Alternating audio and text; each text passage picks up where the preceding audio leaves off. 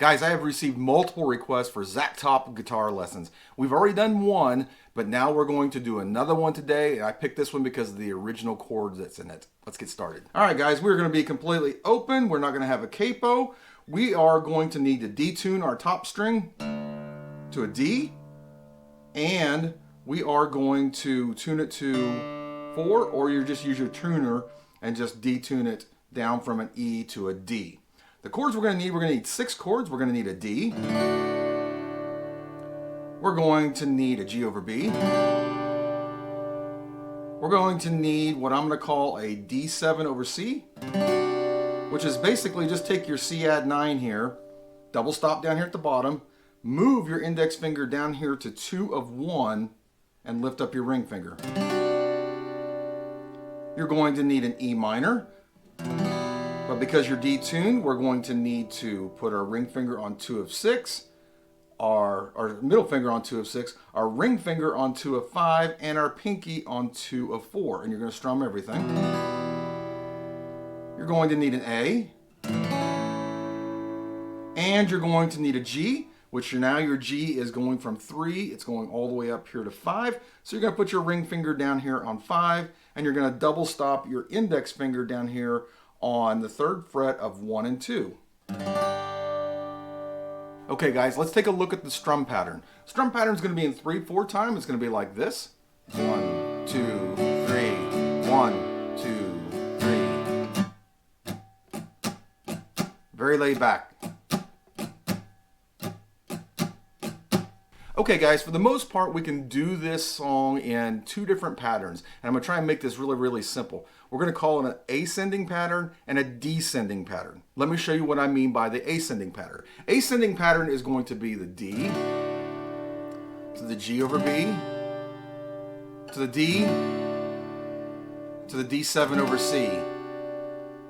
The descending pattern is going to be a D to the D7 over C to the G over B, and then to a G.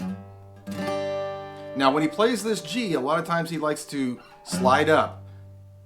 And you can hear it in the recording, but we're just going to go ahead and just play a regular G there, not worry about the slide. Alright guys, let's take a look at what the intro does. The intro just goes between a D and a G over B. But there is an intro lick. You're going to take your open 2, and you're going to hit it twice. And then you're going to hammer on to 2 of 5, and then hit open on 4, like this. And then into your D.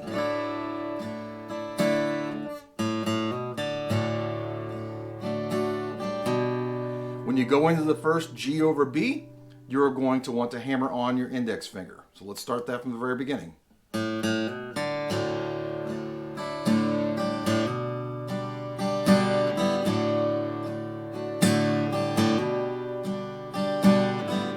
That's your intro. Now let's go ahead and talk about how this pattern is going to work when it comes to the verses. On the verses, you are going to do 2 sets of first of all, you're going to start with the ascending pattern, and then you are going to go into the descending pattern, and you're going to do that twice. The second time, you're actually going to end on an E minor before you go into the chorus. Let's take a look at the first verse using those 2 patterns. Ascending. G over B, D7 over C, G, B, descending, D7 over C, G over B, G. And you're going to turn around and you're going to do those 2 patterns again exactly the same way, but at the end of the second one, you're going to end on an E minor. Alright, so let's take a look and see exactly what the chorus does. Chorus pretty much follows the exact same thing. You're going to have an ascending pattern. And then you're going to go into the descending pattern, D to the D7 over C, G over B to the G. Then there's going to be a line where you're going to do a D to the D7 over C. This is the end of the verse. G over B to an A. I know it seems like a lot, guys, but we're going to put this all together at the end, so stick with me. Hey guys, it's that time of the video where I give you my shameless plug and ask you to subscribe if you haven't, and definitely give me a like down below. But let's go ahead and let's get right back to this video. Okay guys, when you get done with the first chorus, you go back into the intro progression, and then we go into another verse, and then we go into another chorus, and then we go into a solo part, which is actually a descending pattern of D, D7 over C, G over B, G, and we're going to do that twice. Following that instrumental solo section, we're going to come into an outro. The outro is basically half of the chorus. Now, every single time I've told you about the ascending pattern and descending pattern, it's been in groups of 2.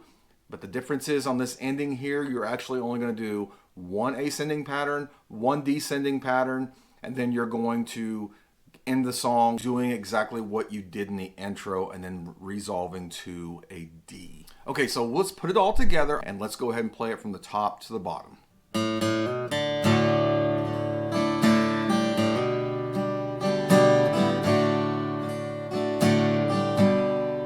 He said, I don't know your story, I just know you look lonely. Fancy that I'm lonely too. We both got our reasons, no reason to share them. Let's just dance, hold me closer to you. Maybe just for tonight, tell me you love me. Tell me you need me.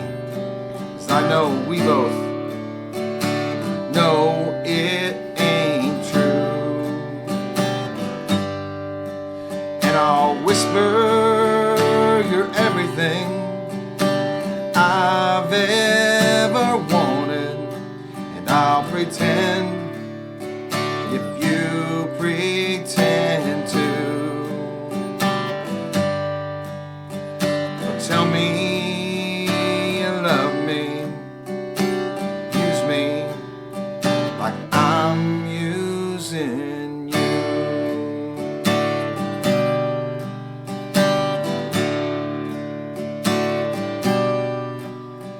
She said don't ask my number, and I won't ask for yours. Some things best left alone. So just kiss me again, like this never ends, like there's no one waiting at home. Tell me you love me, tell me I know, we both know it ain't true. And I'll whisper you're everything I've ever wanted. And I'll pretend if you pretend to. But tell me you love me and use me like I'm using you.